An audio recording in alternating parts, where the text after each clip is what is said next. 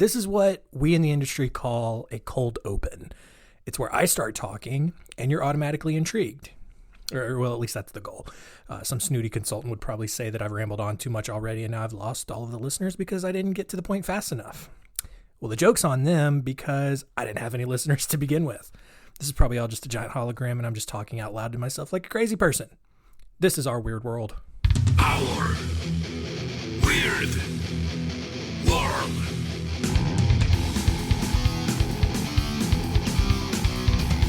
Hello! Welcome to Our Weird World. I am your host, John Henson, and this is the podcast. This is not my first podcast. I did one back in college about 10 years ago, which means I was podcasting before it was cool.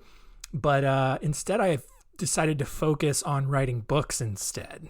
And so 13 books later, and with only like 6 people who have read them, I decided that I needed to switch up for my subconscious cry for attention and go back to talking to myself in a room like a crazy person. So that's basically it. Full disclosure, every character, every episode is covered in my 100 story series. So if you like it and you want to learn about more crazy things, you can go on my website or search on Amazon, search my name, and those books should come up. For this podcast, there's not going to be a ton of like professional, deeply analytical research. You could literally find all of this information out on your own if you so chose. But why am I doing this?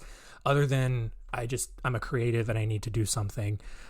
Today's world is just grossly uninformed, and uninformed, uneducated people are easily the most manipulated, and it allows the people in power to take advantage of them, stir the pot, pit everyone against each other, and it allows them to write their own narrative of the world. I mean, I know that sounds borderline conspiratorial, but it's really what's going on. When people are too lazy to learn on their own and they just rely on what other people tell them, it creates a dumber society in which the most outspoken people, regardless of whether or not they're right, drive society in a particular direction. All right. Look at any Twitter thread right now and just all of the dum-dums on there spewing just ridiculously, grossly ignorant crap. All right. Now, granted, I mean, you could say that, this is what's going on with this podcast. You're too lazy to learn for yourself, so you're relying on me to tell you stories and just hope that I'm telling you the truth.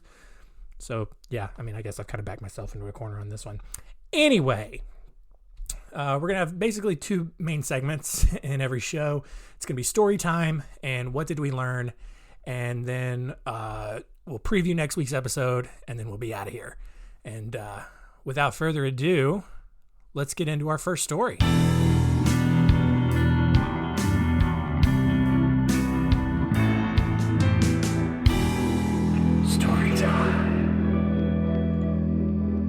The first story is about Rene Rondolier, and I want to preface this by saying that a lot of historians doubt that this story is actually true, so you can go ahead and just take this with a grain of salt.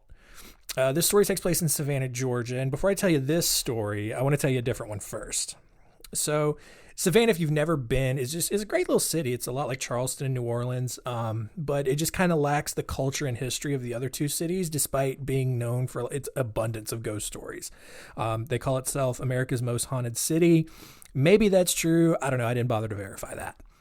But I was there last year with my girlfriend, enjoying the city, and stuff got weird, all right? We were at a bar having some adult juice and having a conversation, and there was a group of older women, just having like a fun mom's weekend, talking about whatever middle-aged moms talk about. And at some point, a man and his daughter walked in and took a spot at the bar and ordered a drink. Well, one of the women said dick out loud, and the man looked at her and just with a real angry, tone was just like, "Can you watch your language, please? My daughter's standing right here." And like the woman gave like a half-hearted apology, but let's talk about all the things wrong with that. All right. First of all, like dick isn't a cuss word. There's a solid number of people I grew up with that likely don't even know what a dick is. And second, just they don't use the language. But second, this guy's daughter was at least 14. All right. She's not only heard that word thousands of times, but if we're being honest, she's probably already seen a few. All right. She's probably had at least 3 different text threads talking about how much of a dick her dad was at that moment. All right. So that was the first thing that happened. And I almost forgot that one happened because what happened next was so bizarre. All right. We left the bar, walked down to the street to this Cajun Creole restaurant, which I know those are 2 different things, and I don't care enough to figure out which one of them makes gumbo and jambalaya. I just know that it is the best food ever. All right. But we walked up the wooden steps and had to maneuver past a guy sitting on a bench in front of the door. And he was just staring blankly at the wall of the restaurant. He was smoking like the orange part of a cigarette butt, which I didn't know was physically possible. But he was wearing a polo shirt, shorts, flip-flops. But his feet were dirty. But he didn't seem like he was homeless, but it was just weird. Like he just looked just completely stoned. I don't know. It was really weird. Well, we walked into the restaurant, we found a table, and we quickly realized like something was up, right? It looked like only one person was working the restaurant, and she had like earphones in, which like not professional at all. And we sat at our table for like 10 minutes. There was no service. And finally, like another waitress emerged, and like that's when we really knew things were not okay. Like, because this woman had been crying, and but she figured that she still had to do her job, and she began taking drink orders from another table that had sat down while she was still crying. All right. It's like, like it was crazy. And they ordered their drinks while, she was wiping tears from her eyes. She eventually brought us a couple of menus and then disappeared again. She came out a few minutes later, just still crying, took our order, shuffled to another table, got another drink order. And then after a minute or two, this flamboyantly gay black man sitting at the bar got up and started bussing the tables near us. All right. And like, look, being gay is totally fine, but like, I'm trying to paint a picture for you here, right? This is an audio podcast. Like, he was the type of gay person where he was just very flowy with his motions and then sassy how he spoke to people. And he wasn't wearing a shirt for the restaurant like the waitresses to like make it indicate that he was an employee, but he started going back and forth from the kitchen, bringing out food, bussing tables, taking back dishes and all that. So I don't know. It was weird. We tried concentrating on something else. We had a nice view of the river from where we sat, but then we noticed that the gay guy and our waitress were now both just crying at the bar. And then they turned up the music to kind of drown it out, and it kind of worked, and I kind of forgot about it until Elton John's Tiny Dancer came on. And at that point I watched as for the majority of this song the gay guy stood hunched over the kitchen sink and just wept. It was sad, but I mean it's just a funny visual. And toward the end of the song he finally just collected himself and brought us our order of fried pickles. And I felt like a dick because I asked him for more ranch, but we're the customer. We got to get served. Yeah, but I mean, the rest of the food was really great. Just the atmosphere was weird. And we did learn that like one of the bartenders had died like that day, and they had just found out. So that explains it. But also, like, why are you staying open when something like that happens? Just close up for the day. Let the employees grieve. Don't psychologically damage dozens of customers that come in that day while they have to watch an entire staff sob while they bring them their food. All right. So that's the kind of place that Savannah is. All right. So now here's the story. That's a weird intro, but it, hopefully it gives you a little context. But now here's the story of Rene Rondolier.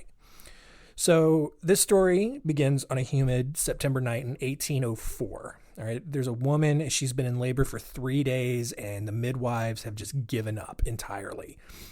They summon a doctor over to a damp alley, which is every alley in Savannah, if we're being honest, and just to try to finally get this child out. The doctor comes in, takes a quick look, and he decides that the only way this baby is going to be born is if he breaks the mother's hip. Now, I've heard women talk about childbirth before and the ripping and the tearing that goes on. And honestly, that makes me not want to have kids because it does not sound like it's worth it. And now you're telling me that this woman had to have her hip broken to get a baby out. Like, that sounds terrible. All right. But the doctor and the mother, they numbed themselves with a ton of whiskey, and Rene was born.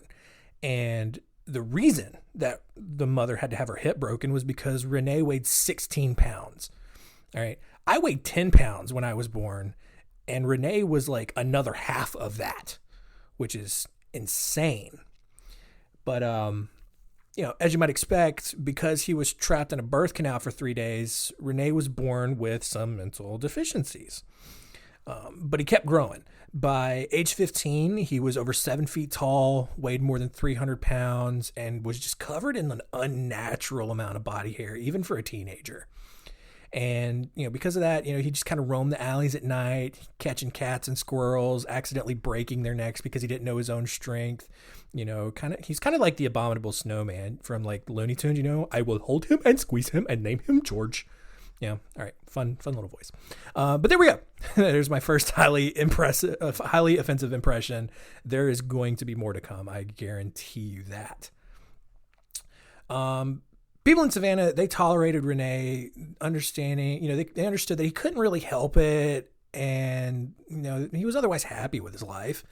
Other accounts of the story, claim that the people of Savannah hated Rene and that his parents were forced to confine him to their property by building a brick wall with broken bottles around the top to keep him from escaping, which is like classic 1800s. Well, one night in 1820, the body of a young girl was found with her neck broken. Everyone assumed Rene had done it because how would he know the difference between a squirrel and a girl? The townspeople dragged Rene to Warren Square, hanged him from an oak tree. And it took hours for Rene to die, and even then he only suffocated to death. His neck was never actually broken, which is the whole point of hanging someone. Well, that should be the end of the story, but when another child was murdered a year later, people began asking questions, like, was there a child strangler on the loose? Had Rene actually been innocent the year before? Or, obviously, did Rene come back from the dead and strangle another kid? All right, Savannah's the most haunted city in the country. Clearly, his ghost was running around and killing more kids. So, a lot of people came up to back this theory up. People, like shortly after Rene was hung, people started seeing a large figure walking around downtown Savannah at night. It moved slowly, eventually getting back to Warren Square before looking at the old oak tree where Rene was hung and just kind of faded away. Well, in the early 1900s, a worker who was doing maintenance on the old Rondolier home allegedly found Rene's grave and opened it up because that's a totally acceptable thing to do. But to the man's surprise, there was nothing inside. Woo! But I don't know. Like I said earlier, many people say the story is entirely made up, which is kind of unfortunate because it's kind of cool. The idea of a mentally challenged monkey man walking around Savannah would have been the greatest story of all time. But that's really the end of the story.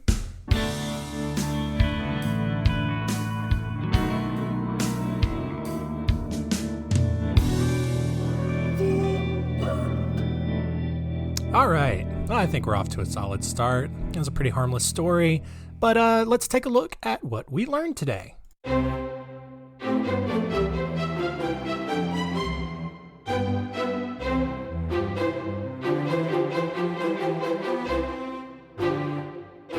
What did we learn? All right.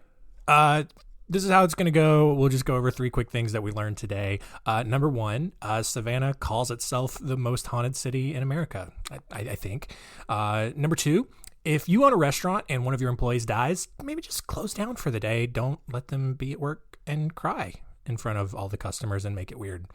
And then last one of Savannah's billions of ghost stories involved a hulking, mentally challenged wolf boy smothering living things to death with his love.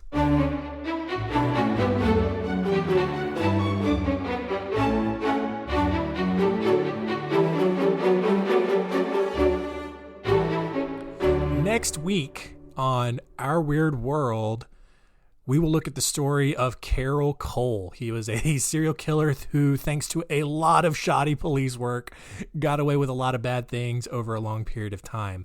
Unlike this week's episode, Carol is definitely real, and everything I tell you definitely happened. All right, so that is it. Thank you for listening. Tell your friends, tell your coworkers, tell your grandparents right after you explain to them what a podcast is and right after you explain to them what the internet is. And you know what? Actually, just tell your friends and keep it weird.